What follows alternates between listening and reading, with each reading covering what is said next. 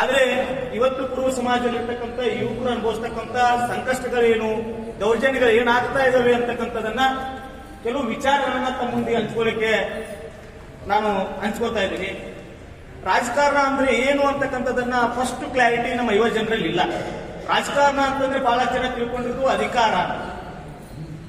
ಅಲ್ಲಿ ಹೋದ್ರೆ ರಾಜಕಾರಣಕ್ಕೆ ಹೋದ್ರೆ ಒಂದು ಅಧಿಕಾರ ಸಿಗತ್ತೆ, ಇನ್ನೊಬ್ಬರ ಮೇಲೆ ನಾವು ಅಧಿಕಾರವನ್ನ ಚಲಾವಣೆ ಮಾಡ್ಬೋದು, ದುಡ್ಡನ್ನ ಮಾಡ್ಬೋದು, ನಾವು ಹೆಸರನ್ನ ಮಾಡ್ಬೋದು ಅಂತಕ್ಕಂಥದನ್ನ ವಿಚಾರವಿಟ್ಕೊಂಡು ರಾಜಕಾರಣಕ್ಕೆ ಬರ್ತಕ್ಕಂಥ ಬಹಳಷ್ಟು ಜನರನ್ನ ನಾವು ನೋಡ್ತಾ ಇದ್ದೀವಿ. ಅದು ಅಲ್ಲ ರಾಜಕಾರಣ ಅಂತಂದ್ರೆ ಈಗಿರ್ತಕ್ಕಂಥ ವ್ಯವಸ್ಥೆಯನ್ನ ನಾವು ಇನ್ನೂ ಯಾವ ರೀತಿ ಸುಧಾರಣೆಯನ್ನ ಮಾಡ್ಬೋದು, ಈಗಿರ್ತಕ್ಕಂಥ ಯೋಜನೆಗಳನ್ನ ಯಾವ ರೀತಿಯಾಗಿ ವಿಭಿನ್ನವಾಗಿರ್ತಕ್ಕಂಥ ಯೋಜನೆಗಳನ್ನ ನಾವು ನಾಡಿಗೆ ಕೊಡಬಹುದು. ರಾಜಕಾರಣ ಅಂದ್ರೆ ವ್ಯವಸ್ಥೆ ಸುಧಾರಣೆ ಮಾಡುವುದು ಅಂತ. ಕಾಲಘಟ್ಟಕ್ಕೆ ಇವತ್ತಿನ ಕಾಲಘಟ್ಟಕ್ಕೆ ಮುಂದಿನ ಕಾಲಘಟ್ಟಕ್ಕೆ ಬದಲಾವಣೆ ಆಗ್ತಾ ಹೋಗ್ತದೆ, ಸಾಕಷ್ಟು ಸುಧಾರಣೆಗಳು ಆಗ್ತಾ ಹೋಗ್ತದೆ, ಸಾಕಷ್ಟು ಚಳವಳಿಗಳು ನಡೀತಾ ಇರೋದು. ಆದ್ರೆ ಏನಂತಂದ್ರೆ ಯುವ ಜನರು ಅಥವಾ ಇವತ್ತಿನ ರಾಜಕಾರಣದಲ್ಲಿ ಇರ್ತಕ್ಕಂಥವ್ರು ಒಂದು ಅಭಿಪ್ರಾಯ ಅಂತಂದ್ರೆ ರಾಜಕಾರಣ ಅಂದ್ರೆ ದುಡ್ಡು ಮಾಡೋದು ಅಂತಕ್ಕಂಥದ್ದು ತಪ್ಪು ಕಲ್ಪನೆ ಹೋಗಬೇಕು ಅಂತಕ್ಕಂಥದ್ದು ನನ್ನ ಮೊದಲ ಉದ್ದೇಶ. ಇನ್ನೊಂದೇನಂತಂದ್ರೆ ಬಹಳಷ್ಟು ಜನರಿಗೆ ರಾಜಕೀಯ ಈ ರೀತಿ ತಿಳ್ಕೊಂಡ್ರೆ ಇನ್ನೊಂದಿಷ್ಟು ಜನರಿಗೆ ಯಾವ ರೀತಿ ನಾವು ಸಂಕಷ್ಟಗಳನ್ನ ಅನುಭವಿಸ್ತಾ ಇದ್ದೀವಿ, ಯಾಕೆ ನಾವು ಫೇಲ್ಯೂರ್ ಆಗ್ತಾ ಇದೀವಿ ಅಂತಕ್ಕಂಥ ಸಮಾಜದ ಇತಿಹಾಸ ಬಗ್ಗೆ ಹೇಳಿದೀವಿ. ಇಡೀ ಈ ಕುರುಬರು ಆದಿ ನಾವೇ ಮೂಲ ಅಂತ ಹೇಳ್ತಕ್ಕಂಥವ್ರು ಇವತ್ತು ರಾಜಕೀಯ ವ್ಯವಸ್ಥೆಯಲ್ಲಿ ಪ್ರಭುತ್ವವನ್ನ ಸಾಧಿಸಲಿಕ್ಕೆ ನಾವು ಸಾಕಷ್ಟು ಹಿಂಜರಿಕೆಯನ್ನು ಹೊಂದ್ತಾ ಇದ್ದೀವಿ. ಅದಕ್ಕೆ ಏನು ಕಾರಣ ಇರ್ಬೋದು ಅಂತಕ್ಕಂಥದನ್ನ ಸಂಕಷ್ಟಗಳನ್ನ ನಾವು ಅವಲೋಕನ ಮಾಡಿದಾಗ ಎರಡು ರೀತಿಯ ಸಂಕಷ್ಟಗಳನ್ನ ಇವತ್ತು ಅನುಭವಿಸ್ತಾ ಇದ್ದೀವಿ. ಒಂದೇ ಸಂಕಷ್ಟ ಏನಂತಂದ್ರೆ ಸಾಮಾಜಿಕ ಸಂಕಷ್ಟಗಳು, ಇನ್ನೊಂದು ವೈಯಕ್ತಿಕ ಸಂಕಷ್ಟ. ಎರಡು ರೀತಿಯಾಗಿರ್ತಕ್ಕಂಥ ಜವಾಬ್ದಾರಿಗಳಿವೆ. ಒಂದು ಸಾಮಾಜಿಕವಾಗಿರ್ತಕ್ಕಂಥ ಸಂಕಷ್ಟಗಳನ್ನು ಅನುಭವಿಸಿದ್ರೆ ಇನ್ನೊಂದು ವೈಯಕ್ತಿಕವಾಗಿರ್ತಕ್ಕಂಥ ಸಂಕಷ್ಟಗಳನ್ನ ನಾವು ಅನುಭವಿಸ್ತಾ ಇದ್ದೀವಿ. ಯಾವ ರೀತಿ ಅನುಭವಿಸ್ತಾ ಇದೀವಿ ಅಂತಂದ್ರೆ ನಾವೆಲ್ಲ ತಿಳ್ಕೊಂಡಿದ್ದು ರಾಜಕಾರಣ ಅಂತಂದ್ರೆ ಗ್ರಾಮ ಪಂಚಾಯತಿ ಸದಸ್ಯರು, APMC ಸದಸ್ಯರು, ಜಿಲ್ಲಾ ಪಂಚಾಯತಿ, ತಾಲೂಕ್ ಪಂಚಾಯತಿ ಬೋರ್ಡ್ ಮೆಂಬರ್ ಆಗೋದು ಅಂತ ತಿಳ್ಕೊಂಡಿದ್ದೀವಿ. ನಿಜವಾದ ರಾಜಕಾರಣ ಅಂತಂದ್ರೆ ಶಾಸನಗಳನ್ನ ರಚನೆ ಮಾಡ್ತಕ್ಕಂಥದ್ದು. ಶಾಸನ ಸಭೆಗೆ ಆಯ್ಕೆ ಆಗಬೇಕು. ಶಾಸನ ಸಭೆಗೆ ಆಯ್ಕೆ ಆದಾಗ ಮಾತ್ರ ನಾವು ಶಾಸನಗಳ ಮುಖಾಂತರವಾಗಿ ವ್ಯವಸ್ಥೆ ಬದಲಾವಣೆಗೆ ನಮ್ದೇನು ಕಾಂಟ್ರಿಬ್ಯೂಷನ್ ಇದೆ, ಬಡ ಜನರ ಬಗ್ಗೆ ಆಗಿರ್ಬೋದು, ಗಿರಿಜನರ ಬಗ್ಗೆ ಆಗಿರ್ಬೋದು, ಇಲ್ಲಿರ್ತಕ್ಕಂಥ ವ್ಯವಸ್ಥೆಗಳ ಬಗ್ಗೆ ಆಗಿರ್ಬೋದು, ಇಲ್ಲಿರ್ತಕ್ಕಂಥ ಅಭಿವೃದ್ಧಿ ವಿಚಾರಗಳನ್ನ ನಾನು ಶಾಸನ ಸಭೆಯಲ್ಲಿ ಮಂಡನೆ ಮಾಡಿದಾಗ ಮಾತ್ರ ಒಂದು ವ್ಯವಸ್ಥೆ ಬದಲಾವಣೆ. ಒಬ್ಬ ಗ್ರಾಮ ಪಂಚಾಯತಿ ಸದಸ್ಯನ ಬದಲಾವಣೆ ಆಗೋದಲ್ಲ. ಅದೇ ಗಟ್ಟರು, ಅದೇ ನೀರು, ಅದೇ ರಸ್ತೆ, ಆ ವಿಚಾರವನ್ನ ಮಾಡ್ತಾರೆ. ಆದ್ರೆ ಶಾಸನಗಳನ್ನ ಮಾಡ್ಲಿಕ್ಕೆ ಆಗೋದಿಲ್ಲ. ನಾವು ಶಾಸನ ಸಭೆಗಳಿಗೆ ಹೋಗ್ಬೇಕಾಗಿರ್ತಕ್ಕಂಥದ್ದು ಬಹು ಮುಖ್ಯವಾಗಿರ್ತಕ್ಕಂಥ ವಿಚಾರವನ್ನ ಅರ್ಥ ಮಾಡ್ಕೋಬೇಕು. ಈಗ ಸಂಕಷ್ಟಗಳ ಬಗ್ಗೆ ನಾನು ಮಾತಾಡಿದಾಗ ಕೆಲವೊಂದಿಷ್ಟು ವಿಚಾರಗಳು, ಯಾವುದೇ ಒಬ್ಬ ವ್ಯಕ್ತಿ, ಯಾವುದೇ ಒಬ್ಬ ಯುವಕ ನಾನು ರಾಜಕಾರಣಿ ಆಗಬೇಕು ಅಂತಕ್ಕಂಥ ಮೊದಲ ಇಟ್ಕೊಂಡಾಗ ಫಸ್ಟ್ ಆತನಿಗೆ ಬರ್ತಕ್ಕಂಥದ್ದು ಏನಂದ್ರೆ ಹಿರಿಯರ ಮಾರ್ಗದರ್ಶನ ಸಿಗುವುದಿಲ್ಲ. ಯಾವುದೋ ವ್ಯಕ್ತಿ ನಾನು PSI ಆಗ್ಬೇಕಂತಾನೆ, ಒಬ್ರು IAS ಆಗ್ಬೇಕಂತಾರೆ, ಒಬ್ರು IPS ಆಗ್ಬೇಕಂತಾರೆ. ಬಹಳಷ್ಟು ಜನ ಒಂದೊಂದು ಅವ್ರದೇ ಆಗಿರ್ತಕ್ಕಂಥ ಡ್ರೀಮ್ ಗಳನ್ನ ಅವ್ರ ಜೀವನದಲ್ಲಿ ಕಳ್ಕೊಂಡಿರ್ತಾರೆ. ರಾಜಕೀಯ ವ್ಯವಸ್ಥೆ ಅಂತ ಬಂದಾಗ ಒಬ್ಬ ನಾನು MLA ಆಗಬೇಕು, MP ಆಗಬೇಕು, ಏನಾದ್ರೂ ವಿಚಾರವನ್ನು ಪ್ರಸ್ತಾಪ ಮಾಡಿದಾಗ ಅದಕ್ಕೆ ಸರಿಯಾದ ಮಾರ್ಗದರ್ಶನ ಇಲ್ಲ. ರಾಜಕಾರಣ ಅಂದ್ರೆ 100 ಕೋಟಿ ಇರೋರು, 1000 ಕೋಟಿ ಇರೋರು ಇದ್ದವ್ರು ಮಾತ್ರ ದುಡ್ಡು ಒಂದು ಪ್ರಬಲವಾಗಿರ್ತಕ್ಕಂಥ ಪಕ್ಷ ಇದ್ರೆ ಮಾತ್ರ ನಾವು ರಾಜಕಾರಣ ಮಾಡ್ಬೇಕಂತ ಒಂದು ಏನೈತೆ ಅಂದ್ರೆ ನಮ್ಮಲ್ಲಿ ಆ ರೀತಿಯಾಗಿ ಮನೋಭಾವನೆ ಬೆಳೆದಿದೆ. ನಮ್ಮ ಹಿರಿಯರ ಮಾರ್ಗದರ್ಶನದ ಬಹಳಷ್ಟು ಕೊರತೆ. ಯಾವ ರೀತಿ ನೀವು ಫೇಸ್ ಮಾಡಬೇಕು ಅಂತಕ್ಕಂಥದ್ದನ್ನು ಹೇಳಲ್ಲ. ಯಾವ ರೀತಿ ಸೈದ್ಧಾಂತಿಕ ನೆಲೆಗಟ್ಟೆ ಆಗಿರಬೇಕು, ರಾಜಕೀಯ ವಿಚಾರಗಳು ಯಾವ ರೀತಿ ಮಂಡನೆ ಮಾಡಬೇಕು, ಸಮಾಜದ ಯಾವ ರೀತಿ ಅಪ್ರೋಚ್ ಅನ್ನ ಮಾಡಬೇಕು, ಹೊಸ ಆಲೋಚನೆಗಳು ಯಾವ ರೀತಿ ನೀನು ಹೇಳಬೇಕು, ಈ ರೀತಿಯಂತ ವಿಭಿನ್ನವಾಗಿರ್ತಕ್ಕಂಥ ವಿಚಾರಗಳ ಹಿರಿಯರ ಮಾರ್ಗದರ್ಶನ ಇರ್ತಂದ್ರೆ ಇವತ್ತಿನ ಯುವ ಜನಾಂಗಕ್ಕೆ ಸಿಗ್ತಾ ಇಲ್ಲ. ಅದರ ಜೊತೆಗೆ ನಕಾರಾತ್ಮಕ ಭಾವನೆಗಳು ಜಾಸ್ತಿ ಇದಾವೆ ನಮಗೆ, ಸಕಾರಾತ್ಮಕ ಭಾವನೆಗಳಿಲ್ಲ. ಇವತ್ತು ಉತ್ತರ ಕರ್ನಾಟಕ ಭಾಗದ ರಾಜಕೀಯ ವ್ಯವಸ್ಥೆಯನ್ನು ಅರ್ಥ ಮಾಡ್ಕೊಂಡ್ರೆ ಯಾರಿದ್ದಾರೆ MLAಗಳು? ಬಹುದೊಡ್ಡ ಸಮುದಾಯ, ಜಾತಿ ಜನಗಣತಿ ವರದಿ ಬಿಡುಗಡೆ ಆದಾಗ ನಾವು ಹಾವೇರಿಯಿಂದ, ದಾವಣಗೆರೆಯಿಂದ ಈ ಕಡೆನೇ ಜಾಸ್ತಿ ಇದ್ದೀವಿ, ಆದ್ರೆ ಯಾರಿದ್ದಾರೆ ಪ್ರತಿನಿಧಿಸಿದವರು? ಇವತ್ತು ಧಾರವಾಡ ಜಿಲ್ಲೆಯನ್ನು ಪ್ರತಿನಿಧಿಸ್ತಕ್ಕಂಥವ್ರು ಯಾರು? ಬೆಳಗಾವಿ ಜಿಲ್ಲೆಯನ್ನು ಪ್ರತಿನಿಧಿಸ್ತಕ್ಕಂಥವ್ರು ಯಾರು? ಗದಗ ಜಿಲ್ಲೆಯನ್ನು ಪ್ರತಿನಿಧಿಸ್ತಕ್ಕಂಥವ್ರು ಯಾರು? ಬಿಜಾಪುರ ಜಿಲ್ಲೆಯಲ್ಲಿ HSC ಸಂಖ್ಯೆ ಯಾರು ಪ್ರತಿನಿಧಿಸ್ತಾ ಇದೀವಿ, ಯಾಕೆ ಆಗ್ತಾ ಇಲ್ಲ ಅಂತಕ್ಕಂಥ ಅವಲೋಕನವನ್ನು ನಕಾರಾತ್ಮಕವನ್ನು ನಾವು MLAಗಳಲ್ಲ, MLAಗಳ ಎಡಬಲ ಇರ್ತೀವಿ ಅಷ್ಟೇ. MLAಗಳ ಎಡಬಲ ಇರ್ತೀವಿ ಮತ್ತು MLA ಆಗಲ್ಲ. ಅದು ಚುನಾವಣಾ ಸಂದರ್ಭದಲ್ಲಿ ಇರ್ತಕ್ಕಂಥದ್ದು ನಕಾರಾತ್ಮಕ ಭಾವನೆಗಳಿದಾವೆ. ಮುಖ್ಯವಾಗಿ ಸಮಾಜಕ್ಕೆ ರಾಜಕೀಯ ಜಾಗೃತಿ ಇಲ್ಲ. ನಮ್ಮ ಸಮುದಾಯಕ್ಕೆ ರಾಜಕೀಯ ಪ್ರಜ್ಞಾವಂತಿಕೆ ಇಲ್ಲ. ನಾವು ಏನ್ ಮಾಡ್ತಾ ಇದ್ದೀವಿ, ಓಟನ್ನ ಮಾರ್ಕೋತೀವಿ, ಮೇಲ್ವರ್ಗದವರು ಓಟನ್ನ ಪರ್ಚೇಸ್ ಮಾಡ್ತಾರೆ. ಅವ್ರು 10 ಓಟನ ಖರೀದಿ ಮಾಡ್ತಾರೆ ಚುನಾವಣೆಯಲ್ಲಿ, ನಾವು 10 ಓಟನ ಮಾರ್ಕೋತೀವಿ. ನಮ್ಗೆ 2,000 ಸಿಕ್ಕಿದೆ, 5,000 ಸಿಕ್ಕಿದೆ ಅಂತ 10 ಓಟನ ಮಾರ್ಕೋತೀವಿ ಹೊರತು ಮೇಲ್ವರ್ಗದವರು 10 ಓಟನ ಪರ್ಚೇಸ್ ಅನ್ನ ಮಾಡ್ತಾರೆ. ಹಿಂಗಾಗಿ ಅವರು ರಾಜಕಾರಣದಲ್ಲಿ ಸಕ್ಸಸ್ ಆಗ್ತಾರೆ, ನಮ್ಮವರು ಫೇಲ್ಯೂರ್ ಆಗ್ತಾರೆ. ರಾಜಕಾರಣ ಅಂದ್ರೆ ವಿಚಾರ. ನಾವು ಏನ್ ಮಾಡ್ತೀವಿ ಅಂದ್ರೆ ರಾಜಕೀಯ ಪ್ರಜ್ಞಾವಂತಿಕೆ ಇಲ್ಲ. ಒಂದು ಸಲ ನಾವು ಶಾಸನಸಭೆಗೆ ಆಯ್ಕೆ ಆಗಿದ್ರೆ ಸಮುದಾಯವನ್ನು ಯಾವೆಲ್ಲ ರೀತಿಯಲ್ಲಿ ಬೆಳವಣಿಗೆ ಆಗಬಹುದು, ವ್ಯವಸ್ಥೆ ಯಾವ ರೀತಿ ಬದಲಾವಣೆ ಆಗಬಹುದು ಅಂತ ಆಲೋಚನೆ ನಮ್ಮಲ್ಲಿಲ್ಲ. ಇವತ್ತಿಗೂ ಸಹಿತ ಲೋಕಸಭಾ ಚುನಾವಣೆ ನಡೆದ್ರೆ ಒಬ್ಬರೇ ಟಿಕೆಟ್ ಕೇಳೋರಿಲ್ಲ. ಆ ರೀತಿಯಾಗಿ ಪ್ರಬುದ್ಧ ನಾಯಕತ್ವ ಇಲ್ಲ. ಟಿಕೆಟ್ ಕೇಳೋದು ಬೇರೆ, ಕೆಲಸ ಮಾಡಿ ಕೇಳೋದು ಬೇರೆ. ಸಮಾಜದ ಮಧ್ಯೆ ನಾವು ಕೆಲಸ ಮಾಡಬೇಕಾಗಿರ್ತಕ್ಕಂಥದ್ದು, ಕೆಲಸ ಮಾಡಿ ಕೇಳೋದು ಬೇರೆ. ಹಂಗೆ ಟಿಕೆಟ್ ಎಲ್ಲರೂ ಅರ್ಜಿ ಹಾಕೋದು ಬೇರೆ. MLA ಚುನಾವಣೆಗೆ ಬಹಳಷ್ಟು ಕಾನ್ಸ್ಟಿಟ್ಯೂನ್ಸಿಗಳು ನಾನು MLA ಆಗ್ತೀನಿ ಅಂತ ಎದೆ ಒಬ್ಬಿಸಿ ಹೇಳೋರು ಯಾರಿಲ್ಲ, ಆಕಾಂಕ್ಷಿಗಳಿಲ್ಲ. ಆ ರೀತಿಯಾಗಿರ್ತಕ್ಕಂಥ ಸಾಮಾಜಿಕ ಸಂಕಷ್ಟವನ್ನ ಇವತ್ತು ನಾವು ಅನುಭವಿಸ್ತಾ ಇದ್ದೀವಿ. ಇನ್ನೊಂದು, ಬಹಳಷ್ಟು ಜನರಿಗೆ ಆಸಕ್ತಿ ಇರುತ್ತೆ ಹಣಕಾಸಿನ ಕೊರತೆ. ಹಣಕಾಸಿನ ಕೊರತೆ ಇದ್ದಿರ್ತಕ್ಕಂಥ ಸಂದರ್ಭದಲ್ಲಿ ಸಮುದಾಯ ಸಪೋರ್ಟ್ ಮಾಡಿ ನಾವೆಲ್ಲೆಲ್ಲೋ ಖರ್ಚು ಮಾಡ್ತೀವಿ. ಒಂದು ದೇವರ ಜಾತ್ರೆ ಮಾಡ್ತೀವಿ, ಎಲ್ಲರೂ ಪಟ್ಟಿ ಎತ್ತೀವಿ. ಏನಾದ್ರೂ ಒಂದು ಕಾರ್ಯಕ್ರಮ ಮಾಡ್ತೀವಿ, ಎಲ್ಲರೂ ಪಟ್ಟಿ ಎತ್ತು ಮಾಡ್ತೀವಿ. ಆದ್ರೆ ರಾಜಕಾರಣ ವಿಚಾರಕ್ಕೆ ಬಂದಾಗ ದುಡ್ಡು ಕಿತ್ಕೋತೀವಿ. ಅವ್ರ ಕಡೆ ದುಡ್ಡು ಕಿತ್ಕೋತೀವಿ ನಾವು. MLA ಆಗತ್ತ ಅವ್ನ ಕಡೆ ಕಾಯಿಸ್ಬೇಕು. ಬಹಳ ಜನ ಊರಿನ ದೇವ್ರ ಕಾರ್ಯಕ್ರಮ ಕರಿಬೇಕಂದ್ರೆ, ಒಂದು ನಾಟಕ ಕರಿಬೇಕಂದ್ರೆ 5,000 ಪಟ್ಟಿ ಕೊಟ್ಟರೆ ಅವ್ನ ಹೆಸರು ಹಾಕ್ತಾರೆ. ಪಾಪ ರಾಜಕಾರಣ ಮಾಡಕ್ಕೆ ಯಾರೋ ಹೊಸಬ್ರು ಬಂದಿರ್ತಾರೆ. ನೀವು ಅವ್ನ ಹೆಸರು ಹಾಕಲಿಲ್ಲ ಅಂದ್ರೂ ಆ ಕಾರ್ಯಕ್ರಮ ನಡೀತಿದ್ದ, ಆ ಕಾರ್ಯಕ್ರಮಕ್ಕೆ ಬರ್ಲಿಲ್ಲ ಅಂದ್ರೂ ಆ ಕಾರ್ಯಕ್ರಮ ನಡೀತದೆ. ಅವ 5,000 ಪಟ್ಟಿ ಕೊಟ್ಟಾನೋ ಹೆಸರು ಹಾಕ್ತಾನೆ, ಅವ 10,000 ಪಟ್ಟಿ ಕೊಟ್ಟಾನ. ರಾಜಕಾರಣ ಕೆಲವೊಂದಿಷ್ಟು ಜನ ಹೇಳ್ತಾರೆ. ನಿಮ್ಗೆ ಉದಾಹರಣೆಗೆ ಹೇಳ್ತಾರೆ, ದಾವಣಗೆರೆಯಿಂದ ನಮ್ಮ ವಿನಯ್ ಕುಮಾರ್ ಅವ್ರು ನಿಲ್ತಾರೆ. ಪಾಪ ಅವರು ಸಾಕಷ್ಟು ಅವರು ಪ್ರೊಫೆಷನ್ ದುಡ್ಡು ಮಾಡಿದ್ರು. ಪಾಪ MP ಆಗ್ತಾರೆ ಅಂತ ಒಂದು ಅಪೇಕ್ಷೆ ಪಟ್ಟ ಆ ವ್ಯಕ್ತಿಯಿಂದ ದುಡ್ಡು ಕೇಳಕ್ ಹೋಗೋದು. ಸರ ದೇವ್ರ ಗುಡಿಗೆ ಅರ್ಧಕ್ಕೆ ತತ್ರಿ ಒಂದು 50,000 ಲಕ್ಷ ಕೊಡು. ರಾಜಕಾರಣ ಅಂತಂದ್ರೆ ದುಡ್ಡು ಕೀಳೋದಲ್ಲ. ರಾಜಕಾರಣ ಅಂದ್ರೆ ಆತನಿಗೆ ಸಪೋರ್ಟ್ ಮಾಡ್ತಕ್ಕಂಥ. ಯಾಕೆ ಮೇಲ್ವರ್ಗದವರು ಸಪೋರ್ಟ್ ಮಾಡ್ತಾರೆ ಅಂತಂದ್ರೆ, ಇವತ್ತಿಗೂ ಮೇಲ್ವರ್ಗದವರ ಯಾವುದೇ ಒಂದು ಕಾರ್ಯಕ್ರಮಕ್ಕೂ ಆ ಎಲ್ಲಾ ಪಕ್ಷದ ರಾಜಕಾರಣಿ ಕಳಿಸಿರ್ತಾರೆ, ಆತನಿಗೆ ಒಂದೇ ಒಂದು ರೂಪಾಯಿಗಳನ್ನು ಸಹಿತ ತೆಗೆದುಕೊಳ್ಳುವುದಿಲ್ಲ. ಅವ್ರಿಗೆ ಸಪೋರ್ಟ್ ಮಾಡಿ ಮಾಲೆ ಕಳಿಸ್ತಾರೆ. ಇರ್ತಕ್ಕಂಥ ಬಹಳಷ್ಟು ಜನ ಇದೀರಿ, ಬಹಳಷ್ಟು ಕಾರ್ಯಕ್ರಮ ನಿಮ್ಮ ಹಳ್ಳಿ ಒಳಗೆ ಮಾಡಿದಿರಿ. ನಿಮ್ಮ ಹಳ್ಳಿ ಒಳಗೆ ಯಾವುದೇ ಕಾರ್ಯಕ್ರಮಕ್ಕೆ ದುಡ್ಡು ಕೊಡಲಾರ್ದವ್ನು ಯಾವತ್ತೂ ನೀವು ಯಾರು ಕರೆದೇ ಇಲ್ಲ, ಕರೀದೂ ಇಲ್ಲ. ಈ ಆಲೋಚನೆಗಳನ್ನ ಬಹುತೇಕರು ಮಾಡಿದಿಲ್ಲ ಅಂತ ನಾನು ಅಭಿಪ್ರಾಯ ಹೇಳ್ತಾ ಇದ್ದೀನಿ. ಇದು ಸಾಮಾಜಿಕ ಸಂಕಷ್ಟದಲ್ಲಿ ನಾವು ಈ ರೀತಿಯಾಗಿರ್ತಕ್ಕಂಥ ಸಂಕಷ್ಟಗಳನ್ನ ಸಪೋರ್ಟಿವ್ ಆಗಿ ಮಾಡ್ತಕ್ಕಂಥ ಇಲ್ಲ ಅಂತಕ್ಕಂಥ ನನ್ನ ಅಭಿಪ್ರಾಯನ ವ್ಯಕ್ತಪಡಿಸ್ತಾ ಇದ್ದೀನಿ. ಅದೇ ರೀತಿ ಬಂಧುಗಳೇ, ವೈಯಕ್ತಿಕ ಸಂಕಷ್ಟಗಳಂತಂದ್ರೆ ಪ್ರತಿಯೊಬ್ಬರಿಗೂ ರಾಜಕಾರಣಿ ಆಗ್ಬೇಕಂತ ಆಸೆ ಇರುತ್ತೆ. ಯಾವುದೇ ಪ್ರೊಫೆಷನ್ ತಗೊಂಡ್ರೆ ಅಲ್ಟಿಮೇಟ್ ಪಾಲಿಟಿಕ್ಸ್ ಅಂತಂದ್ರೆ ಯಾರೂ ಒಲ್ಲಣಂಗಿಲ್ಲ. ಇವತ್ತು IAS ನವರಾಗಿರ್ಲಿ, IPS ನವರಾಗಿರ್ಲಿ, ದೊಡ್ಡ ದೊಡ್ಡ ಹುದ್ದೆಯಲ್ಲಿ ಇರ್ತಕ್ಕಂಥವ್ರು, ಸಾಹಿತ್ಯ ಕ್ಷೇತ್ರ, ಯಾವುದೇ ಕ್ಷೇತ್ರ ತೆಗೆದುಕೊಂಡು ರಾಜಕಾರಣ ಆಗ್ಬೇಕಂತ. ಯಾಕಂದ್ರೆ ಶಾಸನಗಳನ್ನ ಮಾಡ್ಲಿಕ್ಕೆ ನನಗೊಂದು ಅವಕಾಶ ಸಿಗುತ್ತೆ, ನನ್ನ ವಿಚಾರಗಳನ್ನ ಹೇಳಲಿಕ್ಕೆ ಅವಕಾಶ ಸಿಗುತ್ತೆ. ಎಲ್ಲರ ಅಪೇಕ್ಷೆನೂ ಸಹಿತ ರಾಜಕಾರಣದಲ್ಲಿ. ಅದ್ರ ಮಧ್ಯೆ ನಮ್ಮಲ್ಲಿಯೂ ಸಹಿತ ಸಾಕಷ್ಟು ಸಂಕಷ್ಟಗಳಿದಾವೆ. ಏನು ಸಂಕಷ್ಟ ಅಂತಂದ್ರೆ, ಮೊದಲಿಗೆ ನಮ್ಗೆ ಅಧ್ಯಯನ ಕೊರತೆ ಇದೆ.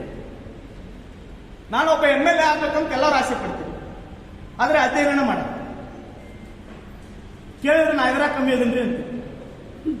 ನಂದು 50 ಎಕರೆ ಹೊಲ ಐತ್ರಿ, ನೀರು ಎಲ್ಲ ಐತ್ರಿ, ಎಲ್ಲ ವ್ಯವಸ್ಥೆ ಐತ್ರಿ, ನಾ ಎದುರಾಗ ಕೊರತೆ ಐತ್ರಿ, ನನಗೆ ಯಾಕೆ MLA ಆಗ್ಬಾರ್ದ್ರಿ ಅಂತ. ರಾಜಕಾರಣ ಆಗ್ಬೇಕ್ರೆ ಅಧ್ಯಯನ ಮಾಡೋದು. ಅಧ್ಯಯನ ಮಾಡೋದೇ ರಾಜಕಾರಣ. ಬಹಳ ಜನ ತಿಳ್ಕೊಂಡಿದಾರ, ಒಬ್ಬ ಕ್ಲರ್ಕ್ ಆಗ್ಬೇಕಾದ್ರೆ ಅಧ್ಯಯನ ಮಾಡ್ಬೇಕ್ರಿ, ಎಕ್ಸಾಮ್ ಬರೀಬೇಕು, ಬೇರೆ ಬೇರೆ ನೌಕರಿ ಹೋಗ್ರೆ ಅದಿರ್ತದ. ಇದು ರಾಜಕಾರಣ ಅಂದ್ರೆ ಸಾಯುವವರೆಗೂ ಓದೋದಿರ್ತದ, ಸಾಯುವವರೆಗೂ ತಿಳ್ಕೋದಿರ್ತದ, ವಿಚಾರಗಳನ್ನ ತಿಳ್ಕೋಬೇಕಾಯ್ತು. ಬಹಳಷ್ಟು ಜನ ನಮ್ಮ ಯುವಕರು ಹೊತ್ತು ಅನುಭವಿಸ್ತಾ ಇರ್ತೀವಿ ಅಧ್ಯಯನ ಕೊರತೆ ಮತ್ತು ಶೈಕ್ಷಣಿಕ ಕೊರತೆ. ಅಂದ್ರೆ ಶೈಕ್ಷಣಿಕವಾಗಿ ಅವರು ರಾಜಕೀಯ ಸಂಬಂಧಪಟ್ಟಂಗೆ ಯಾವ ವಿಚಾರಗಳು ಓದ, ಒಂದು ದಿನಪತ್ರಿಕೆ ಓದೋದ MLA ಆಗ್ಬೇಕಂತ, ಒಂದು ದಿನಪತ್ರಿಕೆನೂ ಓದುದಿಲ್ಲ. ಇವತ್ತು ಕರೆಂಟ್ ಅಫೇರ್ಸ್ ಬಗ್ಗೆ ನಾವು ತಿಳ್ಕೊಬೇಕಂದ್ರೆ ಯಾವ ಪತ್ರಿಕೆನೂ ಓದುದಿಲ್ಲ. ಕೇಳಿದ್ರೆ ಸರ ನಾವು ಏನಾರು ಆಗ್ಬೇಕ್ರಿ ರಾಜಕೀಯ ಒಳಗಂತ. ಪೇಪರ್ ಓದಾಗಿಲ್ಲ ಅಂದ್ಮೇಲೆ ಹೆಂಗ್ ರಾಜಕಾರಣ ಮಾಡಕ್ ಸಾಧ್ಯತೆ ನೀವು? ಈ ರೀತಿಯಾಗಿರ್ತಕ್ಕಂಥ ನಮ್ಮ ಪ್ರಾಬ್ಲಮ್, ಸಮಾಜದ ಪ್ರಾಬ್ಲಮ್ ಅಲ್ಲ ಇದೆ. ಯಾರು MLA ಆಗ್ಬೇಕಂತ ಯುವಕ ಕನಸು ಕಾಣ್ತದೆ ಆತನ ಪ್ರಾಬ್ಲಮ್ ಇಸು. ಬಹಳ ಜನ ನಮ್ಮಲ್ಲಿ ಅದಾರ, ನಮ್ಮ ಮಧ್ಯೆ ಸಾಕಷ್ಟು ಯುವಕರು ಅದಾರ. ಅವ್ರ ಶೈಕ್ಷಣಿಕ ಕೊರತೆ, ಅಧ್ಯಯನ ಕೊರತೆ ಇದೆ.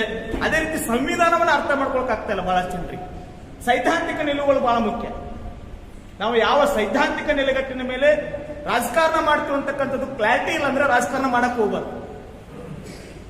ಸಂವಿಧಾನವನ್ನು ಅರ್ಥ ಮಾಡಿಕೊಂಡು ಯಾವ ಸೈದ್ಧಾಂತಿಕ ನೆಲೆಗಟ್ಟಿನ ಮೇಲೆ ನಾನು ರಾಜಕಾರಣಕ್ಕೆ ಬರಬೇಕು, ಅಧಿಕಾರ ಸಿಕ್ತಂತೇಳಿ ಸೈದ್ಧಾಂತಿಕ ನೆಲೆಗಟ್ಟನ್ನ ನಾವು ಚೇಂಜ್ ಮಾಡ್ಕೋಬಾರ್ದು. ಬಹಳಷ್ಟು ಜನ ಏನ್ ಮಾಡ್ತಾರೆ ಅಂತಂದ್ರೆ ಇವತ್ತು ಅಧಿಕಾರ ಸಿಕ್ತಂದ್ರೆ ಇವತ್ತಿದ್ದು ಸೈದ್ಧಾಂತಿಕ ನೆಲೆಗಟ್ಟನ ನಾಳೆ ಮತ್ತೆ ಬೇರೆ ಸೈದ್ಧಾಂತಿಕ ನೆಲೆಗಟ್ಟಿಗೆ ಹೋಗ್ಬಿಡ್ತಾರೆ. ಅಧಿಕಾರ ಶಾಶ್ವತ ಅಲ್ಲ, ವಿಚಾರ ಶಾಶ್ವತ. ನಾವು ರಾಜಕಾರಣ ಮಾಡ್ತಕ್ಕಂಥ ನಾನು ಅಧಿಕಾರಕ್ಕೋಸ್ಕರ ಅಲ್ಲ, ನನ್ನ ಸೈದ್ಧಾಂತಿಕ ಬದ್ಧತೆಗೋಸ್ಕರ ರಾಜಕಾರಣ ಮಾಡ್ತಿರ್ತೀನಿ. ಎಷ್ಟೋ ಜನರು ನೋಡ್ರಿ ನೀವು ಸೈದ್ಧಾಂತಿಕ ಬದ್ಧತೆ ಇರೋದಿಲ್ಲ, ವಿಚಾರ ಇರೋದಿಲ್ಲ. ನನಗೆ ಇವತ್ತು ಹಂಗಲ್ಲಿ ಹೋದ್ನಂದ್ರೆ ನನ್ನ ರೊಕ್ಕ ಸಿಗ್ತೈತಿ, ಅಧಿಕಾರ ಸಿಗತ್ತೆ ಅಂತ ಬಹಳ ಚೆನ್ನಾಗಿ MLA ಆಗಿ ಏನ್ ಮಾಡ್ತೀನಿ? ನಿಮ್ಗೆ ಸೈದ್ಧಾಂತಿಕ ನೆಲೆಗಟ್ಟಿಲ್ಲ, MLA ಆಗಿ ಏನ್ ಮಾಡ್ತೀನಿ? ಭಾಳ MLA ಆದ್ರೆ ಒಂದು ಕುರ್ಚಿ ಸಿಗತ್ತ, ಒಂದು ತಾಲೂಕುಗಳನ್ನ 5 ವರ್ಷ ಆಳಕ್ಕೆ ಅವಕಾಶ ಸಿಗ್ತದ, ಭಾಳ ಒಂದಿಷ್ಟು ದುಡ್ಡು ಮಾಡ್ಕೋತಿ, ಭಾಳ ಹೆಂಡ್ರು ಮಕ್ಕಳು ಆರಾಮ ಇರ್ತೀವಿ. ಇದಕ್ಕಿಂತ ಮೊದಲು ಏನ್ ಮಾಡಕ್ಕಾಗತ್ತೆ? ಇದನ್ನೆಲ್ಲ ಮಾಡ್ಬೇಕಾದ್ರೆ ರಾಜಕಾರಣಕ್ಕೆ ಬರ್ಬೇಕಂತ ಏನು ಅವಶ್ಯಕತೆ ಇಲ್ಲ. ರಾಜಕಾರಣಕ್ಕೆ ಇದನ್ನೆಲ್ಲ ಮಾಡ್ಬೇಕಾದ್ರೆ ರಾಜಕಾರಣ ಬರ್ಬೇಕಂತ ಅವಶ್ಯಕತೆ ಯಾವ್ದಾದ್ರು ಉದ್ಯೋಗ ಮಾಡ್ಬೋದು, ವ್ಯಾಪಾರ ಮಾಡ್ಬೋದು, ನಮ್ಮ ವಿಚಾರಗಳ ಬೇರೆ ಬೇರೆ ಮಾಡ್ಬೋದು. ರಾಜಕೀಯ ಬಂದು ಯಾಕೆ ದುಡ್ಡು ಮಾಡಬೇಕು? ರಾಜಕೀಯ ಬಂದು ಯಾಕೆ ನಮ್ಮ ಸೈದ್ಧಾಂತಿಕ ನೆಲೆಗಟ್ಟನ್ನ ಮಾರಾಟ ಮಾಡ್ಕೋಬೇಕು? ನಮಗೆ ಬಹಳಷ್ಟು ಯುವಕರಲ್ಲಿ ಸೈದ್ಧಾಂತಿಕ ನೆಲೆಗಟ್ಟಿನ ಮೂಲ ತತ್ವವನ್ನು ಅರ್ಥ ಮಾಡ್ಕೊಳ್ಳಿ ನಾವು ವಿಫಲರಾಗಿದ್ದೀವಿ. ಯಾರು MLA ಆಗಬೇಕಂತ ಅಪೇಕ್ಷೆ ಪಟ್ಟಿರ್ತಕ್ಕಂಥ ಯುವಕರು ಆ ಒಂದು ನೆಲೆಗಟ್ಟನ್ನ ವಿಫಲರಾಗಿದ್ದಾರೆ ಅಂತಕ್ಕಂಥ ಒಂದು ವಿಚಾರ. ಇನ್ನೊಂದು ತಮ್ಮ ಗಮನಕ್ಕೆ ಮುಖ್ಯವಾಗಿರ್ತಕ್ಕಂಥ ಗಮನಕ್ಕೆ ತರ್ತೀನಿ.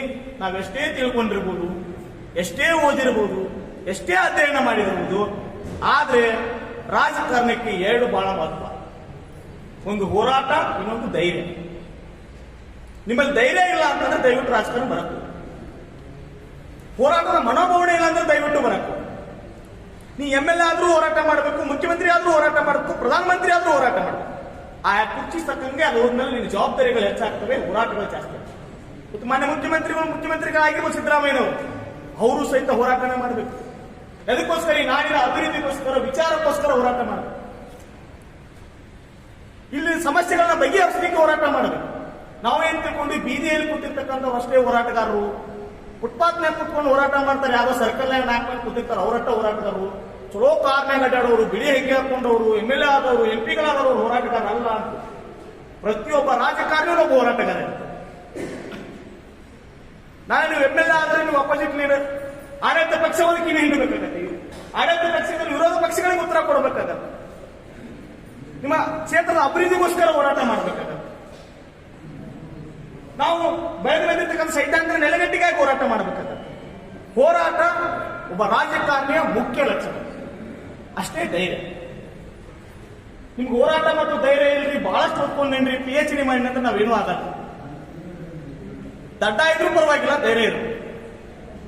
ನೀವೊಂದೇ ದಡ್ಡ ಇದ್ರೂ ಪರವಾಗಿಲ್ಲ, ರಾಜಕಾರಣ ವಿಚಾರ ಧೈರ್ಯ ಇರಬೇಕು. ಧೈರ್ಯ ಯಾಕಿರ್ಬೇಕಂದ್ರೆ ಬಹಳಷ್ಟು ಸಮಸ್ಯೆಗಳನ್ನ ಎದುರಿಸಬೇಕಾಗಿರ್ತಕ್ಕಂಥದ್ದು ಗಟ್ಟಿಯಾಗಿರ್ತಕ್ಕಂಥ ಮನೋಭಾವನೆ ಒಬ್ಬ ಯಾವುದೇ ಯುವಕ ಧೈರ್ಯದಿಂದ ಅದನ್ನು ಎದುರಿಸಿದ್ರೆ ಮಾತ್ರ ಸಾಧ್ಯ ಅಂತಕ್ಕಂಥ ವಿಚಾರವನ್ನ ನಾನು ಮಂಡಿಸ್ತೀನಿ. ಇನ್ನೊಂದು, ಇವತ್ತಿನ ಯುವಕರಿಗೆ ಬಹಳಷ್ಟು ಏನಂತಂದ್ರೆ ಬಹಳಷ್ಟು ಕ್ಷೇತ್ರದಲ್ಲಿ ಯುವಕರು MLA ನಿಂದಿರ್ತಾ ಇದ್ದಾರೆ, ಅಪೇಕ್ಷಿತ ಎಲ್ಲರಿದ್ದಾರೆ. 3 ಜನರನ್ನ ಯುವಕರನ್ನ ನಾವು ಇವತ್ತು ಸಮಾಜದಲ್ಲಿ ಗಮನಿಸಬಹುದು. ಒಂದು, ಹಣಕಾಸಿನ ಸಮಸ್ಯೆನೂ ಸಹಿತ ಬಹಳಷ್ಟು ಯುವಕರು ಅನುಭವಿಸ್ತಾರೆ. ಯಾಕಂದ್ರೆ ನಾವು ಯಾವುದೇ ರೀತಿಯಾಗಿರ್ತಕ್ಕಂಥ ದೊಡ್ಡ ದೊಡ್ಡ ಇಂಡಸ್ಟ್ರಿಗಳಿಲ್ಲ, ದೊಡ್ಡ ದೊಡ್ಡ ಶಿಕ್ಷಣ ಸಂಸ್ಥೆಗಳಿಲ್ಲ, ದೊಡ್ಡ ದೊಡ್ಡ ಸಾಹುಕಾರ ಇಲ್ಲ. ಈಗ ಕೆಲವು ವರ್ಷಗಳಲ್ಲಿ ಬಹಳಷ್ಟು ಸುಧಾರಣೆ ಆಗಿರ್ತಕ್ಕಂಥ ಕುರುಬರು ಇರ್ಬೋದು. ನಾವು ಬಹಳ ಒಂದು 10-15 ವರ್ಷದ ನಂತರ ಸುಧಾರಣೆ ಆಗಿರ್ತಕ್ಕಂಥ ಕುರುಬರು ಇರ್ಬೋದು. ಇವತ್ತಿಗೂ ಸಹಿತ ಆರ್ಥಿಕವಾಗಿ ಇವತ್ತಿನ ರಾಜಕಾರಣ ಕುಲಿಗೇರಿಸಿರ್ತಕ್ಕಂಥ ರಾಜಕಾರಣದಲ್ಲಿ ಸಕ್ಸಸ್ಫುಲ್ ಲೀಡರ್ ಆಗಲಿಕ್ಕೆ ಆರ್ಥಿಕ ಸಮಸ್ಯೆಗಳನ್ನ ಬಹಳಷ್ಟು ನಾವು ಅನುಭವಿಸ್ತಾ ಇದ್ದೀವಿ. ಅದನ್ನೇ ಮೇನ್ ರೀಸನ್ ಇಟ್ಕೊಂಡು ನಾವೆಲ್ಲರೂ ಏನ್ ಮಾಡ್ತೀವಿ ಅಂದ್ರೆ, ಏನ್ರಿ ನಾನು ದುಡ್ಡಿದ್ರೆ ನನ್ನ ಕಡೆ ಒಂದು 5 ಕೋಟಿ ಇದ್ರೆ MLA ಹಾಕಿದ್ದೀವಿ, ದುಡ್ಡು ಇಲ್ಲ. ನಮ್ಮ ಕಡೆ ಒಂದು 10 ಕೋಟಿ ಇದ್ರೆ ದುಡ್ಡು ಇರ್ತೀವಿ, ಅದು ಹಾಕ್ತೀವಿ. ಅಲ್ಲ, ಕಾಲಘಟ್ಟ ಚೇಂಜ್ ಆಗ್ತಾ ಹೋಗ್ತದೆ. ಹಣಕಾಸಿನ ಒಂದೇ ಒಂದು ಕಾರಣ ಇಟ್ಕೊಂಡು ನಮ್ಮ ವಿಚಾರಗಳನ್ನ ನಾವು ಬಿಟ್ಕೊಡ್ಬಾರ್ದು, ನಮ್ಮ ಹೋರಾಟದ ಮನೋಭಾವನೆ ಬಿಟ್ಕೊಡ್ಬಾರ್ದು. ಇವತ್ತಿನ ಎಲ್ಲಾ ಸಕ್ಸಸ್ಫುಲ್ ಲೀಡರ್ ಸಹಿತ ಬೀದಿ ಒಳಗೆ ಒಂದು ತುತ್ತು ಅನ್ನ ಸಿಗಲಾರ್ದೆ ಅಡ್ಡಾಡಿರ್ತಕ್ಕಂಥ ಇವತ್ತಿನ ಕರ್ನಾಟಕ ರಾಜಕಾರಣ ಆಗ್ಬೋದು, ಈ ದೇಶದ ರಾಜಕಾರಣ ಸಕ್ಸಸ್ಫುಲ್ ಲೀಡರ್ಸ್ ಇರ್ತಾವೆ. ಅವರ ಅಂಡರ್ನಾಗೆ ಇವತ್ತು ದೇಶ ಮತ್ತು ರಾಜ್ಯಗಳು ನಡೀತಾ ಇದೆ. ಇತಿಹಾಸವನ್ನು ಓದ್ಕೊಂಡಾಗ ಗೊತ್ತಾಗುತ್ತೆ. ನಾವೆಲ್ಲರೂ ಏನ್ ಮಾಡ್ತಾ ಇದೀವಿ ಅಂತಂದ್ರೆ, ಇವತ್ತಿನ ಪರಿಸ್ಥಿತಿ ನನ್ನ ಕಡೆ ದುಡ್ಡು ಇಲ್ರಿ, ರೊಕ್ಕ ಕೊಡಕ್ಕಾಗಲ್ಲ, ಅದನ್ನು ಕೊಡಕ್ಕಾಗಲ್ಲ, ನಾನು ಆಗಲ್ಲ ಅಂತಕ್ಕಂಥ ಮನೋಭಾವನೆಯಿಂದ ಹೊರಗೆ ಬರಬೇಕು. ಯಾರಿಗೆ ಹಣಕಾಸಿನ ಸಮಸ್ಯೆ ಇರುತ್ತೋ ಅದನ್ನ ಸಮಾಜ ಮತ್ತೊಂದು ವಿಚಾರಗಳನ್ನ ಹೇಳ್ತಾ ಬೆಳಿಲಿಕ್ಕೆ ತಡ ಆಗ್ಬೋದು, ಆದ್ರೆ ಒಂದಿನ ಒಂದು ಅಲ್ಟಿಮೇಟ್ ರಿಸಲ್ಟ್ ಬರ್ತದೆ ಅಂತ ಸಕ್ಸಸ್ಫುಲ್ ಲೀಡರ್ ಆಗ್ಬೋದು ಅಂತ ಬಹಳ ಜನ MLA ಯಾಕೆ ಸಿದ್ದರಾಮಯ್ಯ ನಂಗೆ ಆಗೋದಿಲ್ಲ, ಯಡಿಯೂರಪ್ಪ ನಂಗೆ ಆಗೋದಿಲ್ಲ, ದೇವೇಗೌಡರು ನಂಗೆ ಯಾಕೆ ಆಗೋದಿಲ್ಲ ಅಂತ ಅವ್ರು ಬೆಳೆದಿರ್ತಕ್ಕಂಥ ಕಮಿಟ್ಮೆಂಟ್ ಗಳಿಗೆ ಅವರು ಲೀಡರ್ಸ್ ಗಳಾಗಿದ್ದಾರೆ. ಬಹಳ ಜನ 100 ಕೋಟಿ ಇದ್ದವರು ಇದ್ದಾರೆ, 1000 ಕೋಟಿ ಇದ್ದಾರೆ, MLA ಆಗ್ಯಾರ, MLA ಅಷ್ಟೇ, ಅವಕಾಶ ಸಿಕ್ಕರು ಮಂತ್ರಿ ಆಗ್ತಾರೆ. ಈ ರೀತಿಯಾಗಿರ್ತಕ್ಕಂಥ ವಿಚಾರಗಳು, ವೈಯಕ್ತಿಕ ಸಮಸ್ಯೆಗಳು ಇದಾವೆ. ಬಟ್ ನಾನು ಇನ್ನೊಂದು 5 ನಿಮಿಷದಲ್ಲಿ ನನ್ನ ದೌರ್ಜನ್ಯ ಬಗ್ಗೆ ನಾನು ಮಾತಾಡಿ ಮುಗಿಸ್ತೀನಿ ಬಂಧುಗಳೇ. ಒಬ್ಬ ಯುವಕ ಏನೆಲ್ಲ ಸಮಸ್ಯೆಗಳನ್ನ, ಒಬ್ಬ ರಾಜಕೀಯ ವ್ಯಕ್ತಿ ಆಗ್ಬೇಕಂದ್ರೆ ಏನೆಲ್ಲ ಸಮಸ್ಯೆಗಳನ್ನ ಎದುರಿಸ್ತಾನೆ ಅಂತಂದ್ರೆ, ಮೊದಲಿಗೆ ಆತ ಹುಟ್ಟಿರ್ತಕ್ಕಂಥ ಸಮುದಾಯದ ಪ್ರತಿರೋಧನ ಎದುರಿಸ್ತಾನೆ. ಫಸ್ಟ್ ಎದುರಿಸ್ತಕ್ಕಂಥದ್ದು ಆ ಯಾವ ಯುವಕ ಎದುರಿಸಬೇಕಾಗಿದೆ ಆತನ ಮೊದಲೇ ಯಾರಂದ್ರೆ ಆ ಸಮುದಾಯದ ಪ್ರತಿರೋಧವನ್ನು ಎದುರಿಸ್ತಾರೆ. ಬಹಳ ಜನರಿಗೆ ಅನುಭವ ಆಗಿದ್ದು, ಬಹಳ ಜನ ಗ್ರಾಮ ಪಂಚಾಯತ್ ಚುನಾವಣೆ ನಿಂತವ್ರು ಇದ್ದೀರಿ, ಬಹಳಷ್ಟು ಜನ ಹಳ್ಳಿ ಮಟ್ಟದಲ್ಲಿ ರಾಜಕಾರಣವನ್ನು ಮಾಡಿದವರು ಇದ್ದೀರಿ. ನೀವು ಫಸ್ಟ್ ಯಾರನ್ನ ನೀವು ಎದುರಿಸ್ತೀರಿ ಅಂತಂದ್ರೆ ಫಸ್ಟ್ ಸಮುದಾಯದ ಪ್ರತಿರೋಧವನ್ನು ಎದುರಿಸ್ತೀರಿ. ಏನು ವಯಸ್ಸು ಯಾವಂದು 2 ಎಕರೆ ಹೊಲ ಇರಲಿ, ನಮ್ಮ ಅಪ್ಪ ಹಂಗಿದ್ರಿ, ನಮ್ಮ ಅಜ್ಜ ಹಿಂಗಿದ್ರಿ, ನಮ್ಮ ಮುತ್ತಾತ ಹಿಂಗಿದ್ರಿ, ಅವ್ರು ಏನು ರಾಜಕಾರಣದಾಗ ಈ ರೀತಿಯಾಗಿರ್ತಕ್ಕಂಥ ಪ್ರತಿರೋಧ ತಳಮಟ್ಟದಲ್ಲಿ ಬಿಗಿನಿಗಾಗಿ ಬರ್ತಕ್ಕಂಥದ್ದು, ನಾವು ವಾಸ ಮಾಡ್ತಕ್ಕಂಥ ಪ್ರದೇಶದಲ್ಲಿನ ಸಮುದಾಯದ ಪ್ರತಿರೋಧ ನಮಗೆ ಬರುತ್ತೆ. ಆ ಸಮುದಾಯ ಪ್ರತಿರೋಧವನ್ನ ಮೆಟ್ಟಿ ನಿಂತು ನಾವು ಅದನ್ನ ಫೇಸ್ ಮಾಡಿ ಬಂದಾಗ ಅವಾಗ ಪ್ರತಿಸ್ಪರ್ಧಿಗಳ ಪ್ರತಿರೋಧ ಸ್ಟಾರ್ಟ್. ಪ್ರತಿಸ್ಪರ್ಧಿಗಳು ನಮಗೆ ಬಂದು ಬರಲ್ಲ. ಮೊದಲು ಸಮುದಾಯದ ಪ್ರತಿರೋಧ ಪ್ರಾರಂಭ ಆಗುತ್ತೆ. ಆನಂತರ ಸಮುದಾಯದ ಪ್ರತಿರೋಧಕ್ಕೂ ನಾವು ಬಗ್ಲಿಲ್ಲ ಅಂತಂದ್ರೆ ಅವಾಗ ನಮ್ಮ ಪ್ರತಿಸ್ಪರ್ಧಿಯಿಂದ ನಮಗೆ ಏನಾಗುತ್ತೆ ಅಂದ್ರೆ ಪ್ರತಿರೋಧ ಪ್ರಾರಂಭ. ಪ್ರತಿರೋಧ ಹಲವಾರು ರೀತಿಗಳಾಗಿ ಪ್ರತಿರೋಧಗಳು ಬರ್ತವೆ. ಒಂದಿಷ್ಟು ಕಣ್ಣಿಗೆ ಕಾಣ್ತವೆ, ಇನ್ನೊಂದಿಷ್ಟು ಕಣ್ಣಿಗೆನೆ ಕಾಣುವುದಿಲ್ಲ. ಹಳ್ಳಿಯೆಲ್ಲ ಸ್ಟಾರ್ಟ್ ಆಗತ್ತೆ ಬಿಗಿನಿಂಗ್. ಯಾವುದೋ ಒಬ್ಬ ಯುವಕ ರಾಜಕಾರಣಕ್ಕೆ ಬರ್ತಾನ ನಂತರ ಆತನ ಕುಟುಂಬವನ್ನ ಅನ್ಸ್ಟೇಬಲ್ ಮಾಡಿದ್ರು. ಆತನ ಹೆಣ್ಣು ಕೊಡುಕು, ಹೆಣ್ಣಿನಾಗರ ಕಾಟ ಕೊಡ್ತಾರ, ಆಜು ಬಾಜು ಒಂದಾಗರ ಜಗಳ ಹಚ್ತಾರ, ಯಾವ್ದಾರ ಲಿಟಿಗೇಷನ್ಗಳನ್ನ ಮಾಡ್ತಾರ. ಅವ್ರ ಮನೆಯಾಗಿ ಸಾಕಷ್ಟು ಸಮಸ್ಯೆಗಳು ಇರ್ತಾವ. ಮನೆ ಅಂತ ಒಂದು 100 ಸಮಸ್ಯೆ ಇದ್ದೇ ಇರ್ತಾವ. ಆ ಸಮಸ್ಯೆಗಳಿಗೆ ಇನ್ವಾಲ್ವ್ಮೆಂಟ್ ಮಾಡ್ತಾರೆ, ಅಲ್ಲಿ ಎಂಗೇಜ್ ಆಗೋದು ನೋಡ್ಕೋತಾರ. ನಮ್ಮೆಲ್ಲ ಆ ಎಂಗೇಜ್ ಒಳಗೆ ಬ್ಯಾಡಪ್ಪ, ಈ ಸಮಾಜ ಸರಿ ಇಲ್ಲ, ಅವ್ರನ್ನ ಹಾಳಾಗಿ ಹೋಗೋದಕ್ಕೆ ನಾನು ಬಾಳ್ಯಾರ ಸುದ್ದಿ ಇಟ್ಕೊಂಡು ಅಂತೇಳಿ ಬಹಳಷ್ಟು ಜನ ಅಲ್ಲೇ ಫೇಲ್ಯೂರ್ ಆಗ್ತದೆ. ಬಹಳಷ್ಟು ಯುವಕರು ನಾವು ಅಲ್ಲಿ ಸಕ್ಸಸ್ಫುಲ್ ಮಾಡಕ್ಕಾಗಲ್ಲ, ಅಲ್ಲೇ ಬಹಳಷ್ಟು ನಾವು ಫೇಲ್ಯೂರ್ ಆಗ್ತದೆ. ಆಮೇಲೆ ಪ್ರತಿಸ್ಪರ್ಧಿಗಳು ನಮ್ಮನ್ನ ನೋಡಿದಾಗ ಫಸ್ಟ್ ನಮ್ ಕಣ್ಣಿಗೆ ಕಾಣ್ತಕ್ಕಂಥ ಸಮಸ್ಯೆಗಳೇನಂತಂದ್ರೆ ಕೇಸ್ಗಳನ್ನ ದಾಖಲು ಮಾಡ್ತಾರೆ. ಕೇಸ್ಗಳನ್ನ ದಾಖಲು ಮಾಡ್ತಾರೆ, ಸುಳ್ಳು ಪ್ರಕರಣಗಳ ದಾಖಲು ಮಾಡ್ತಾರೆ. ಕೆಲವೊಂದಿಷ್ಟು ಯಾವ್ದೋ ಹೋರಾಟ ಮಾಡ್ತೀರಿ, ಮತ್ತೊಂದು ಮಾಡಕ್ ಹೋಗ್ತೀರಿ, ಯಾವ್ದೋ ಒಂದು ಗಲಾಟೆ ಆಗತ್ತೆ, ಊರಾಗ ಒಂದು ಕಾರ್ಯಕ್ರಮ ಇಟ್ಕೊಂಡಿರ್ತೀರಿ, ಇನ್ನು ನಿಮ್ ತಾಲೂಕಿನಾಗ ಒಂದೇನೋ ಮಾಡಕ್ ಹೋಗ್ತೀರಿ. ಅವಾಗ ಏನ್ ಮಾಡ್ತಾರೆ, ನಿಮ್ಮ ಮೇಲೆ ಸುಳ್ಳು ಪ್ರಕರಣಗಳನ್ನ ದಾಖಲು ಮಾಡ್ತಾರೆ. ಆಮೇಲೆ ಅವಾಗ ನಿಮಗೆ ಏನಾಗುತ್ತೆ, ಮಾನಸಿಕವಾಗಿ ಕುಗ್ಗುವಂತ ಪರಿಸ್ಥಿತಿಗಳು ಬರ್ತದೆ. ತದನಂತರ ಏನ್ ಮಾಡ್ತಾರೆ, ಅಪಪ್ರಚಾರಗಳನ್ನ ಪ್ರಾರಂಭ ಮಾಡ್ತಾರ. ಯಾವ ಹಂಗ್ ಮಾಡ್ತಾನ, ಅಲ್ಲಿ ದುಡ್ಡು ಇಸ್ಕೊಂಡ, ಹಿಂಗ್ ಮಾಡಿದ, ಅಲ್ಲಿ ಹೋದ, ಇಲ್ಲಿ ಬಂದ, ಅಲ್ಲಿ ಅವ್ರ ಕಡೆ ಕಮಿಟ್ಮೆಂಟ್ ಆಗ್ಯಾನ, ಅಲ್ಲಿ ಆಗ್ಯಾನ ಅಂತೇಳಿ ಏನ್ ಮಾಡ್ತಾರ ಅಂದ್ರೆ ಅಪಪ್ರಚಾರಗಳನ್ನ ಪ್ರಾರಂಭ ಮಾಡ್ತಾರ. ತದನಂತರ ಏನ್ ಮಾಡ್ತಾರ ಅಂದ್ರೆ ನೀನು ಇಷ್ಟಾಗಿಯೂ ಸಹಿತ ಅಪಪ್ರಚಾರ ಮಾಡಿದ್ರು, ಸುಳ್ಳು ಕೇಸ್ ದಾಖಲು ಮಾಡಿದ್ರು, ಅಲ್ಟಿಮೇಟ್ ಏನಪ್ಪಾ ಅಂತಂದ್ರೆ ಜೈಲಿಗೆ ಕಳಿಸುವಂತದ್ದು ಯಾವ್ದಾದ್ರು ಫಿಟ್ ಮಾಡೋದಪ್ಪ ಅಂತೇಳಿ ನಿಮ್ಮನ್ನ ಏನ್ ಮಾಡ್ತಾರೆ, ಜೈಲಿಗೆ ಕಳಿಸುವಂತ ಪರಿಸ್ಥಿತಿ ನಿರ್ಮಾಣ. ಪ್ರತಿಯೊಬ್ಬ ಲೀಡರ್ ಜೈಲಿಗೆ ಹೋದ್ಮೇಲೆ ಲೀಡರ್ ಆಗ್ತಾರೆ. ಜೈಲಿಗೆ ಹೋಗಲಿಲ್ಲ ಅಂತಂದ್ರೆ ಲೀಡರ್ಶಿಪ್ ಬರಂಗಿಲ್ಲ. ಯಾಕೆ ಜೈಲಿಗೆ ಹೋಗ್ತೀವಿ ಲೀಡರ್ಶಿಪ್ ಬರ್ತಂದ್ರೆ ವಾಸ್ತವಾಂಶಗಳು ಅರ್ಥ ಆಗ್ತವೆ, ವಿಚಾರಗಳು ಗೊತ್ತಾಗ್ತವೆ, ಸಿಸ್ಟಮ್ ಅರ್ಥ ಆಗತ್ತೆ. ಮನುಷ್ಯಾಗ ಇರ್ತಕ್ಕಂಥದ್ದೇನೆ ಜೈಲೇ ಒಂದು ದೊಡ್ಡ ಭಯ. ಒಳ್ಳೆ ವಿಚಾರ ಒಂದು ಗಾಂಧಿ ಅವ್ರನ್ನ ಹಿಡ್ಕೊಂಡು, ನೆಹರು ಅವ್ರನ್ನ ಹಿಡ್ಕೊಂಡು, ದೊಡ್ಡ ದೊಡ್ಡ ಎಲ್ಲ ನಾಯಕರನ್ನ ಹಿಡ್ಕೊಂಡ್ರೆ ಎಲ್ಲರೂ ಜೈಲಿಗೆ ಬಂದವರು. ಅವರೇನು ಯಾರು ಕಳತನ ಮಾಡಿಲ್ಲ, ಯಾವುದೋ ಇದನ್ನ ಮಾಡಲ್ಲ. ವ್ಯವಸ್ಥೆ ಬದಲಾವಣೆಗಾಗಿ ಅವ್ರು ವಿಚಾರ ಮಾಡಿರ್ತಕ್ಕಂಥ ಸಂದರ್ಭದಲ್ಲಿ ಆ ಒಂದು ಕೈ ಅನುಭವಗಳು ಪ್ರತಿಯೊಬ್ಬ ನಾಯಕನಲ್ಲಿಯೂ ಸಹಿತ ಜೈಲಿಗೆ ಹೋಗುವಂತ ಕೆಲಸಗಳು ಆಗ್ತಾವ. ಆಮೇಲೆ ಕೋರ್ಟ್ ಕಚೇರಿಗಳಿಗೆ ಎಂಗೇಜ್ ಆಗ್ತೀರಿ. ಯಾಕೆ ಎಂಗೇಜ್ ಆಗ್ತಾವ, ಒಂದು 7-8 ಕೇಸ್ ಪಿಕ್ ಮಾಡಿಬಿಟ್ರೆ ವಾರದಾಗ 2-3 ಡೇಟ್ ಇರ್ತಾವ. ಹೋಗುದು, ಕೈ ಮುಕ್ಕೋದು, ಸಂಚನ ನಿಲ್ಲುವುದು, ಬರುದು, ಹೋಗುದು, ಕೈ ಮುಕ್ಕೋದು, ಸಂಚನ ಹೋಗುದು, ಬರುದು, ಇವೆಲ್ಲ ಸಹಿತ ನಾವು ಜೈಲು ಅಂದ್ರೆ ನಮ್ಮ ಟೈಮ್ ಅನ್ನ ಒಬ್ಬ ವ್ಯಕ್ತಿ, ಪ್ರತಿಭಾನ್ಮತಿ ಯುವಕ ಆತನ ಸಮಯವನ್ನ ಸಮಾಜದ ಮುಂದೆ ಮಾಡ್ಲಿಕ್ಕೆ, ಪ್ರತಿಪಾದನೆಯನ್ನ ಮಂಡನೆ ಮಾಡ್ಲಿಕ್ಕೆ ಅವಕಾಶ ಕೊಡಬಾರ್ದು. ಆತ ಕೋರ್ಟ್ ಕಚೇರಿಯಲ್ಲಿ ಅಲಿದಾಟದಲ್ಲಿ ಆತನ ಸಮಯವನ್ನ, ಆತನ ಅಮೂಲ್ಯವಾಗಿರ್ತಕ್ಕಂಥ ಸಮಯವನ್ನ ಕಳೆದು ಬಿಡಬೇಕು ಅಂತಕ್ಕಂಥ ಒಂದು ಸ್ಟ್ರಾಟರ್ಜಿ. ಇವೆಲ್ಲ ಹೇಳ್ತಕ್ಕಂಥದ್ದು ಒಂದು ಒಬ್ಬ ವ್ಯಕ್ತಿಯನ್ನ ಕುಗ್ಗಿಸ್ಲಿಕ್ಕೆ ಮಾಡ್ತಕ್ಕಂಥ ಸ್ಟ್ರಾಟರ್ಜಿ. ಎಲ್ಲವನ್ನ ಮೀರಿದ ನಂತರ ಒಬ್ಬ ನಾಯಕತ್ವ, ಒಂದು ವಿಚಾರ ಆ ಒಂದು ವ್ಯಕ್ತಿಯಲ್ಲಿ ಇರ್ತಕ್ಕಂಥದ್ದು ಗೊತ್ತಾಗುತ್ತೆ. ನನ್ನ ವಿಚಾರಕ್ಕೆ ಬಂದಾಗ ನನ್ನ ಸಹಿತ ನನ್ನ ಮೇಮೋ ಬೇಸಿಕಲಿ ನಾನು ವಿಚಾರ ಬಂದಾಗ ರಾಜಕಾರಣ ಕಾಲೇಜಿಂದ ಬಂದಿರ್ತಕ್ಕಂಥ ನಾವೆಲ್ಲ ಸ್ಟೂಡೆಂಟ್ ಲೀಡರ್ಸ್ ಆಗಿ ಬಂದಿರ್ತಕ್ಕಂಥ. ಸ್ಟೂಡೆಂಟ್ ಲೀಡರ್ಸ್ ಆಗಿ ಬಂದಾಗ ಬೇರೆ ಬೇರೆ ಸಿದ್ಧಾಂತಗಳನ್ನ, ಎಲ್ಲಾ ಸಿದ್ಧಾಂತಗಳ ಜೊತೆನೂ ಬೆರೆತು ಯಾವ ಸಿದ್ಧಾಂತ ಸರಿ, ಯಾವ ವಿಚಾರ ಸರಿ, ರಾಜಕಾರಣ ಅಂದ್ರೆ ಏನು ಅಂತಕ್ಕಂಥ ತಿಳ್ಕೊಂಡಾದ್ಮೇಲೆ ಸಹಿತ ನನ್ನ ಮೇಗೂ ಸಹಿತ ಒಬ್ಬ ವಕೀಲಿಕೆ ಕಲೀಲಿಲ್ಲ ಅಂದ್ರೆ ರಾಜಕಾರಣ ಮಾಡಕ್ ಆಗೋದಿಲ್ಲ ಅಂತಕ್ಕಂಥದ್ದು ಏನೋ ಒಂದು ಆ ಒಂದು ನಾನು ಶಿಕ್ಷಣ ಕಲಿಮತಕ್ಕ ಸಂದರ್ಭದಲ್ಲಿ ನನಗೆ ಓದಿರ್ತಕ್ಕಂಥ ಒಂದು ಆಲೋಚನೆ. ಬಿಕಾಮ್ ಮಾಡಿರ್ತಕ್ಕಂಥ ವ್ಯಕ್ತಿ ನಾನು. ಬಿಕಾಮ್ ಮಾಡಿ ಎಂ ಕಾಮ್ ಮಾಡಿ ಏನೈತಿ, ಹೆಂಗೋ ರಾಜಕಾರಣ ಇಂಟ್ರೆಸ್ಟ್ ಐತಿ, ಯಾವ ಅಪ್ಲಿಕೇಶನ್ ಹಾಕೋಲಿ, ಹಾಳಾಗಿ ಹೋಗ್ಲಿ, ಒಂದು ವಕೀಲಿಕೆ ಅಂದ್ರೆ ಏನು ಎಲ್ಲೆಲ್ಲ ಏನಿರ್ತದೆ ಅಂತ ನೋಡಿದಾದ್ಮೇಲೆ ಅವಾಗ ನಮ್ಗೆ ನಿಜವಾದ ಕಾನೂನು ಜ್ಞಾನ, ಸಂವಿಧಾನ, ವ್ಯವಸ್ಥೆ ಇವೆಲ್ಲ ಅರ್ಥ ಆದ್ಮೇಲೆ ಗೊತ್ತಾಗಿದ್ದೇನೆ ಅಂತಂದ್ರೆ ಒಂದು ಧೈರ್ಯ ಕೊಡ್ತದೆ ಅಷ್ಟೇ. LLB ಮುಗಿದಂತಂದ್ರೆ ನಾವೇನು ಇದಲ್ಲ, ಒಂದು ನಮ್ಮ ವಿಚಾರಧಾರೆಗಳಿಗೆ ಒಂದು ಶಕ್ತಿ ಕೊಡ್ತೈತೆ ಅಂತಕ್ಕಂಥದ್ದು ಬಿಟ್ರೆ ಏನು LLB ಮಾಡಿದವರು ಅಷ್ಟೇ ಶಾಂತು ನಾವು ಮಾಡಲಿಲ್ಲ ಅಂತಂತಲ್ಲ, ಒಂದು ವಿಚಾರಧಾರೆಗಳನ್ನ ತಿಳ್ಕೊಳಕ್ ಅರ್ಥ. ಅದಾಗಿಯೂ ಸಹಿತ ಸಾಕಷ್ಟು ಪ್ರಕರಣ ನನ್ನ ಮ್ಯಾಗ ಒಂದು 8 ಕೇಸ್ ಅದಾವ. ನನ್ನಲ್ಲಿ ಬೇರೆ ಬೇರೆ ಬೆಳಗಾವಿ ಜಿಲ್ಲೆದಾಗ ಅದಾವ, ಬಾಗಲಕೋಟೆ ಜಿಲ್ಲೆ ಒಳಗೆ ಅದಾವ, ಬೇರೆ ಬೇರೆ ಕಡೆ ನಾವು ಕೋರ್ಟಿಗೆ ಹೋಗಿವಿ, ಜೈಲಿಗೂ ಹೋಗಿವಿ, ಎಲ್ಲಾನು ಮಾಡಿದ್ವಿ. ಯಾಕಂದ್ರೆ ಎಲ್ಲಾನು ಅನುಭವಿಸಿದಾಗ ಒಬ್ಬ ನಾಯಕತ್ವ ಬರ್ತದೆ. ರೀಸೆಂಟ್ ಆಗಿ ನನ್ನ ಮ್ಯಾಗ ಅಟ್ಯಾಕ್ ಆಯ್ತು, ಅದು ಬೇರೆ ವಿಚಾರ. ಅವ್ ಯಾಕಾಗತ್ತಂತಂದ್ರೆ ಅಲ್ಟಿಮೇಟ್ ಒಬ್ಬ ನಾಯಕ ಸಾವಿರಾರು ಕೋಟಿ ಒಡೆಯನಿಗೂ ಸಹಿತ ಏನೂ ಇಲ್ಲಾರ್ದ ಒಬ್ಬ ವ್ಯಕ್ತಿನೂ ಎದುರಿಸಬಹುದು. ಬಹುಶಃ ನಂದು 1 ಎಕರೆ ಜಮೀನಿಲ್ಲ, ನಂದು ಸಹಿತ ನಿಮ್ ಮುಂದೆ ಮಾತಾಡ್ತಾ ಇದ್ದೇನೆ ಅಂತಂದ್ರು ನಂದೇ 1 ಎಕರೆ ಹೊಲ ಇಲ್ಲ. ನಮ್ಮಪ್ಪ ಅವ್ರು ಈಗ ಈ ತರ ಸಣ್ಣ ಅವರು ಜೀವನ ಕೊಟ್ಟು ಓದಿಸಿದಾರೆ ಅಷ್ಟೇ. ಆದ್ರೂ ಸಹಿತ ನಾವು ಯಾಕೆ ಫೇಸ್ ಮಾಡ್ತಾ ಇದ್ರು, ವಿಚಾರಕ್ಕೋಸ್ಕರ ಫೈಟ್ ಮಾಡ್ತೀವಿ. ಅದು ನನಗೊಂದು ಖುಷಿ ಏನಂತಂದ್ರೆ ಸಾವಿರಾರು ಕೋಟಿ ಇದ್ದವರು ಸಹಿತ ರಾಜಕೀಯವಾಗಿ ವಿಚಾರದಿಂದ ಎದುರಿಸಬಹುದು, ಭಯ ಹುಟ್ಟಿಸಬಹುದು ಅಂತಕ್ಕಂಥದ್ದನ್ನ ಪ್ರೂವ್ ಮಾಡ್ಲಿಕ್ಕೆ ಸಾಧ್ಯ ಆಯ್ತು ಈ ಚುನಾವಣೆ. ಅವ್ರು ನಿದ್ದೆ ಬರ್ತಿರ್ಲಿಲ್ಲ, ಸ್ಟ್ರಾಟರ್ಜಿ ಮಾಡು. ರಾಜಕಾರಣ ಅಂದ್ರೆ ಕಷ್ಟ ಅಲ್ಲ, ರಾಜಕಾರಣ ಅಂದ್ರೆ ಬಹಳ ಜನ ತಿಳ್ಕೊಂಡ್ರೆ ಕಷ್ಟ ಅಲ್ಲ. ಬರೀ ಒಂದು ಸಮುದಾಯ ಎಲ್ಲ ತಳ ಸಮುದಾಯಗಳು ಒಗ್ಗಟ್ಟಾಗಿ ತೆಗೆದುಕೊಂಡು ಹೋಗುವಂತ ಕಲೆ ಬೇಕು. ಎಲ್ಲ ಶೋಷಿತ ಸಮುದಾಯಗಳನ್ನ ಜೊತೆಗೆ ಇಟ್ಕೊಂಡು ಹೋಗುವಂತ ಶಕ್ತಿ ಬೇಕು. ನೊಂದವರ ಪರವಾಗಿ ಯಾರು ನಿಲ್ತಾರೋ ಅವರೇ ನಾಯಕರು. ಸಬಲರ ಪರವಾಗಿ ನಿಲ್ಲೋಣ ಯಾವತ್ತೂ ನಾಯಕನಾಗೋಕ್ಕೆ ಸಾಧ್ಯನೇ ಇಲ್ಲ.